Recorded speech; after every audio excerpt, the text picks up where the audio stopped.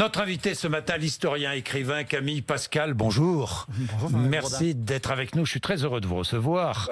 D'abord parce que on va parler d'histoire, l'histoire contemporaine et puis l'autre histoire, l'histoire d'avant. Camille Pascal, 2018, l'été des 4 rois, votre premier roman, Grand Prix du roman de l'Académie française, un livre qui s'est vendu, je crois, à 150 000 exemplaires, un énorme succès. Vous préparez un prochain livre qui sortira fin août, qui s'appelle La Chambre des dupes. Je n'en dis pas plus. Aucun lien avec l'histoire contemporaine. La Chambre des dupes. Aucun lien. Hein. Non, c'est Louis XV, je crois. Bon, d'accord. Bon. Mais quoique. Alors, c'est intéressant de vous recevoir pour plusieurs raisons. D'abord, parce que vous êtes historien, vous regardez l'histoire contemporaine, je l'ai dit. Ensuite, parce que vous êtes très proche de Jean Castex, le nouveau Premier ministre. Et enfin, parce que vous avez travaillé avec Nicolas Sarkozy, avec lequel vous êtes aussi très amis. Oui. Donc, ça fait beaucoup de liens, ça. Ça fait quelques liens. Nouveau gouvernement. Est-ce que vous êtes étonné par... Je voudrais juste vous dire Alors, une chose. allez-y. Vous avez la gentillesse de m'avoir invité, de m'avoir appelé.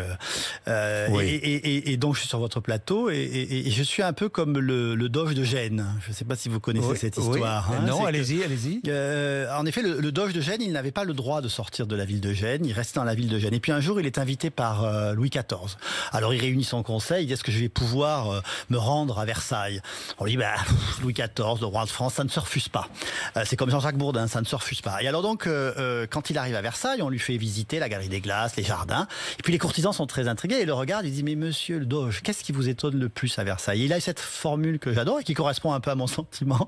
Il dit, ce qui m'étonne le plus à Versailles, mais monsieur, c'est de m'y voir. Voilà. Donc ce qui me surprend le plus ce matin, c'est d'être votre invité. Mais j'en suis heureux. Non, mais moi aussi, je suis très heureux de vous voir là.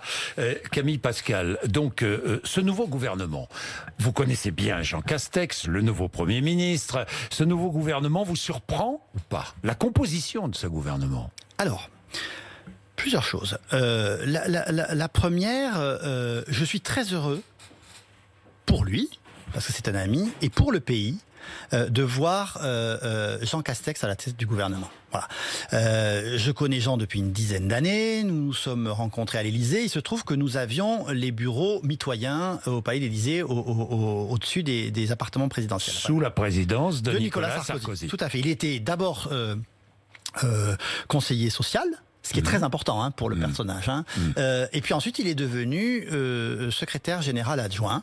Alors, il a changé de bureau, mais simplement, nous étions toujours sur le même couloir. Oui.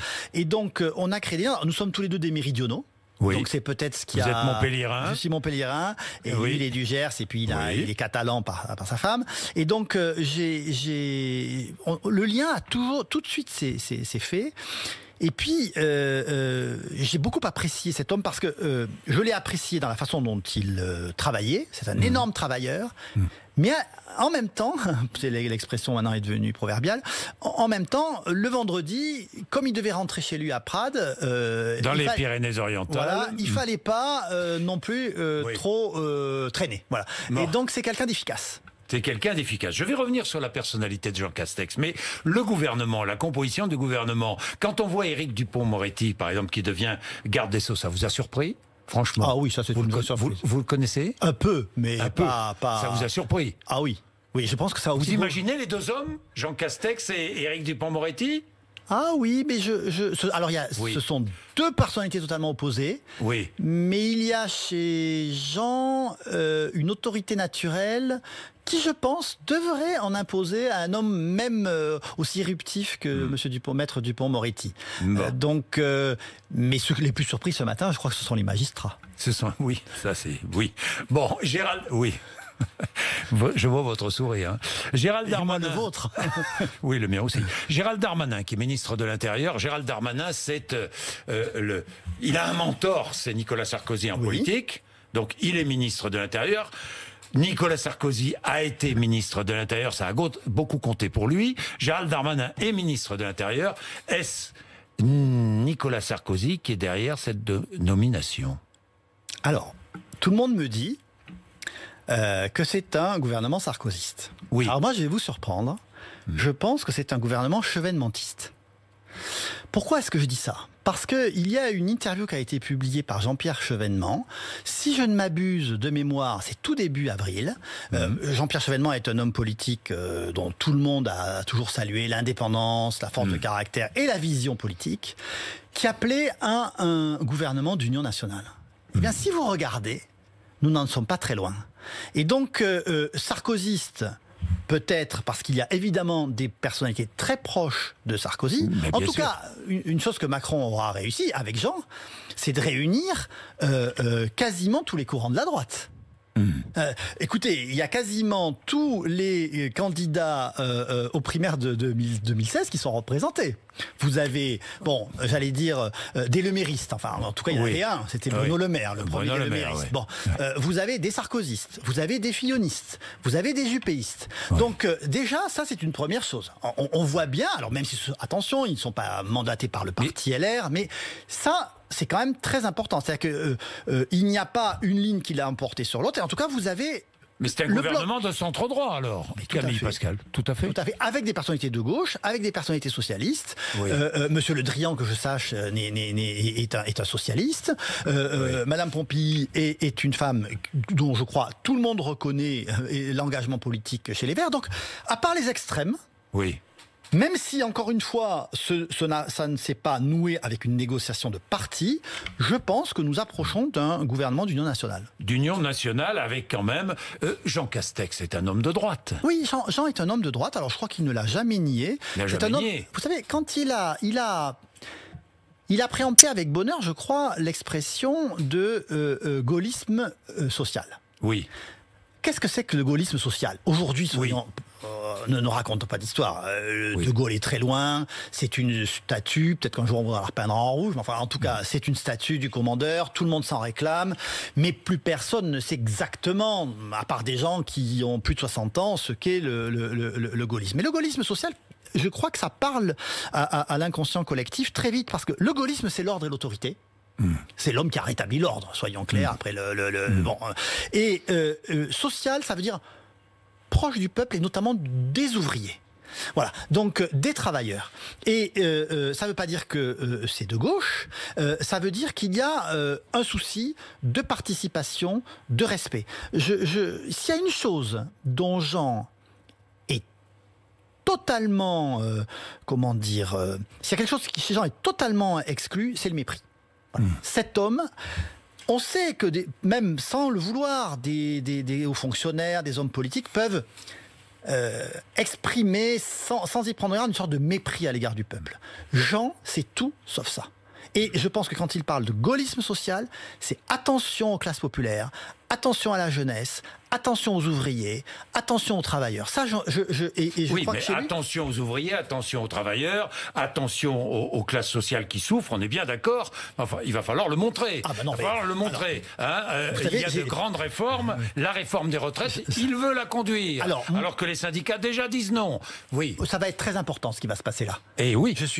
D'abord, vous m'entraînez évidemment sur un terrain, et c'est normal qu'il est compliqué pour moi de suivre parce que chemin, puisque je ne suis pas membre du gouvernement, je ne suis pas mandaté, je ne suis pas porte-parole, donc et pour vous être très clair, vous connaissez la pensée, je n'ai pas toutes les cartes en main, donc soyons très clairs, et je ne vais pas vous raconter la bonne aventure. Donc simplement, il y a une négociation qui est fondamentale, qui va commencer là. C'est en effet entre Jean Castex et les représentants syndicaux, la question des retraites.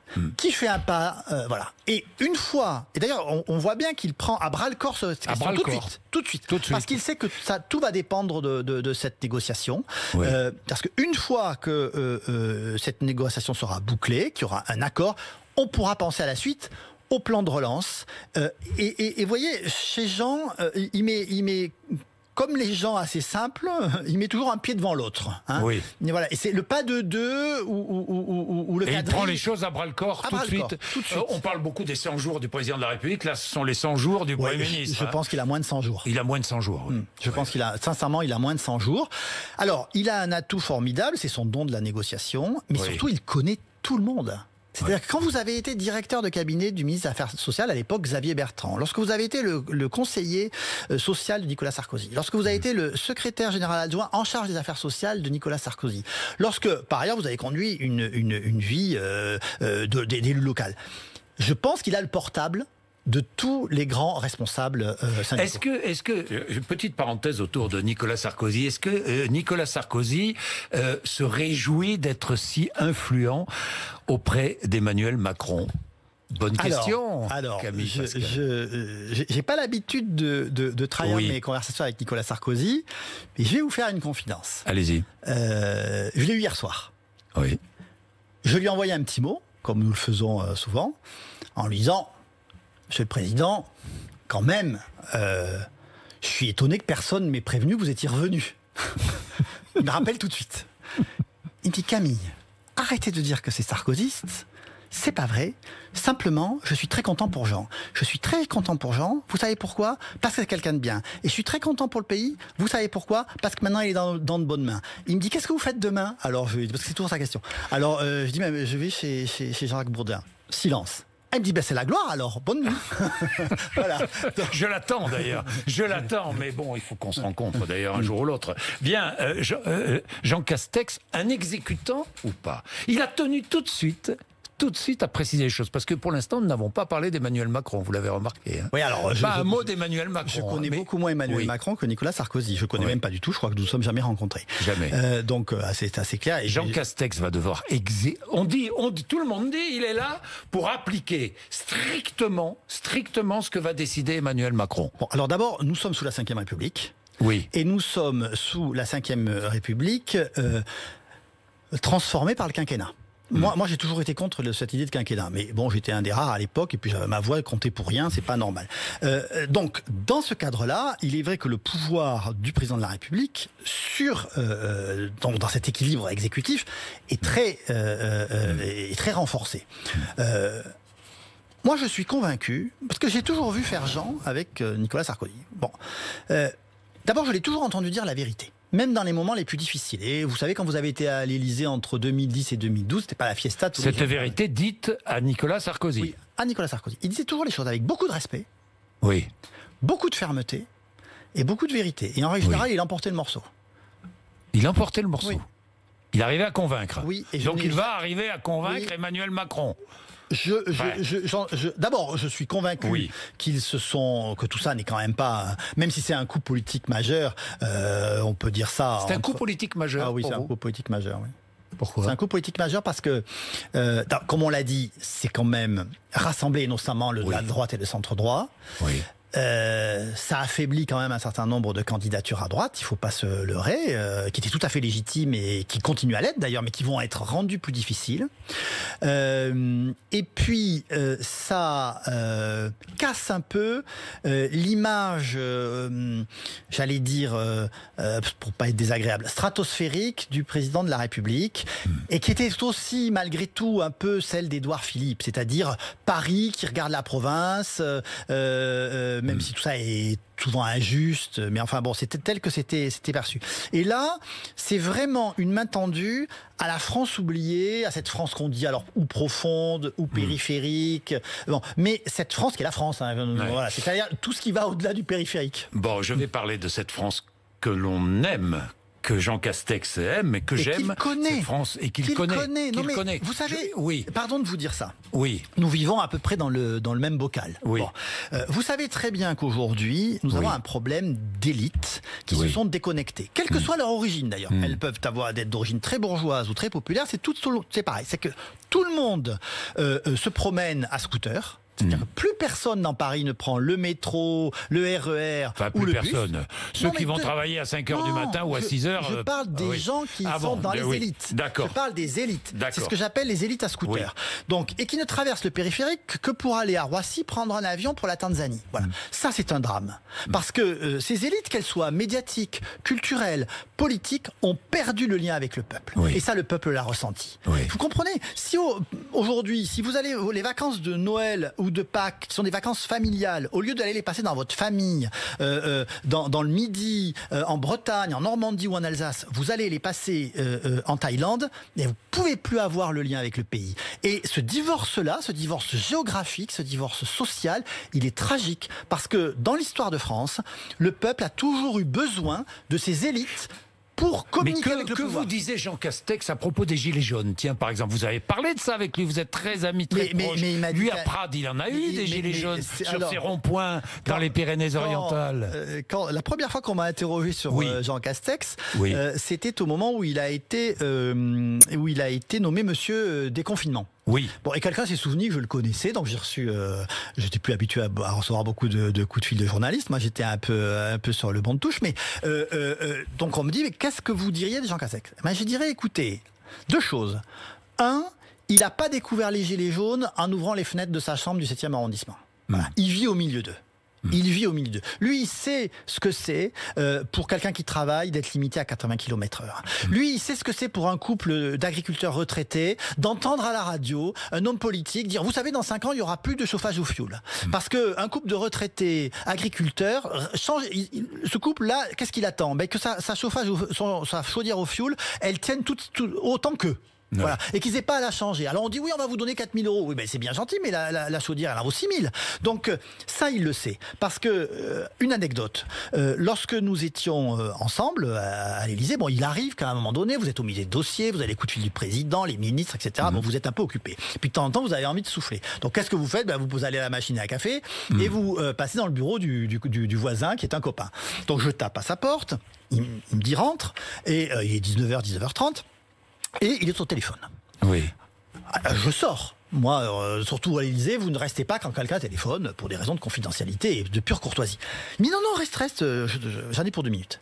Et il commence à parler, alors bon, j'entends, j'écoute pas, mais j'entends, de pavés, de trottoirs, de pancartes avec les menus et tout, mais je dis, mais... Bon, alors... Il raccroche, moi je reste de marbre parce que je ne veux pas avoir l'impression de donner l'impression que je l'ai espionné. Il me dit, écoute, je suis désolé, j'étais en train de voir avec la dame qui a la pizzeria de la place du village à Prades, si elle pouvait ou non mettre sa pancarte avec les menus sur le domaine public et pas sur le trottoir. Je dis, c'est toi qui t'occupes de ça?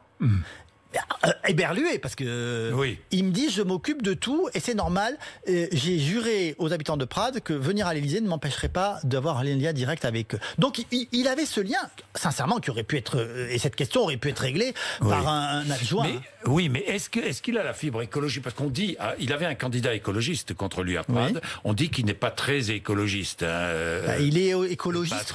Écologiste timidement. Moi, je ne sais pas, je ne veux pas m'engager pour lui, mais disons qu'il est écologiste comme le milieu rural est écologiste, si vous voyez ce que je veux dire. Il est là dans la même optique, la même idée. Donc je pense qu'il a compris le message qui a été envoyé par certains électeurs. Il ne faut pas non plus trop surinterpréter le résultat du deuxième tour des municipales. Il y a quand même beaucoup de trompe-l'œil dans tout ça. Mais enfin bon, le fait est qu'il y a quand même de très grandes villes qui sont tombées. Et ça, donc, c'est un fait politique dont il faut tenir compte.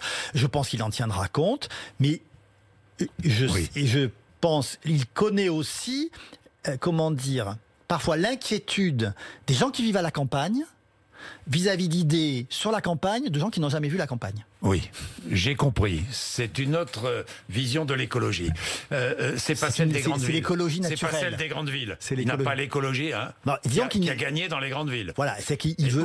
Voilà, il ne veut pas planter d'arbres là où il y a des pavés, par exemple. Oui, j'ai compris. Camille Pascal, finalement, Nicolas Sarkozy, vous dites c'est un coup politique. Oui, c'est un coup politique parce que il a finalement. J'ai dit pour Macron, séparé, pour Nicolas Sarkozy, pour Emmanuel Macron, c'est malin. Mais voyez.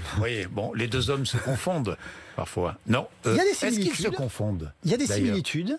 Il y a des similitudes et on voit bien, me semble-t-il, là, et ça va au-delà de la personne d'Emmanuel Macron et de Nicolas Sarkozy, qu'il y a un rapprochement entre sarkozysme et macronisme. Oui, il y a un rapprochement, c'est évident. Ne pas le Emmanuel dire, Macron qui a réussi, quand même, qui a voulu se séparer d'un Premier ministre populaire, est-ce que c'est une preuve d'autorité? Alors, d'abord, ça rappelle qui est le patron sous la Ve République. Et que le Premier ministre qui commence à faire le malin, à un moment donné... Il a fait le malin, Édouard Philippe, un peu? Disons qu'il était content de ses sondages, ce qui est normal. Oui, ce qui est normal, mettez-vous à sa place. Les sondages, il faut les mépriser quand ils sont hauts. Bon. Donc je pense que, alors après, c'est tout le petit jeu politico-médiatique de monter les uns contre les autres, tout ça est bien connu. D'abord, il fallait un tournant. Ça, je pense, je ne suis pas dans le secret. Macron a compris qu'il fallait un tournant social et un tournant populaire. Et vous ne pouvez pas faire un tournant sans qu'il y ait de symboles forts. Voilà. Et changer de. Puis peut-être que. Il s'est rendu compte que Nicolas Sarkozy, qui n'avait pas changé de Premier ministre au bout de 3 ans, qui a gardé Fillon jusqu'au bout, avait peut-être eu tort. Camille Pascal, j'ai une idée pour vous. L'été des 4 rois. Il faut écrire maintenant l'été des 2 présidents. Je vous vois venir. C'est pas Nicolas Sarkozy, Emmanuel Macron. Oui, écoutez, en tout cas, ils ont en commun une chose. Oui. Me semble-t-il, encore une fois, je ne parle. Oui. Dites-moi. Ils ont en commun la volonté d'effacer le mandat de François Hollande. Bien, merci beaucoup Camille Pascal. Merci d'être venu nous voir ce matin, c'était passionnant. Il est 8h55. Vous êtes sur RMC et BFM TV.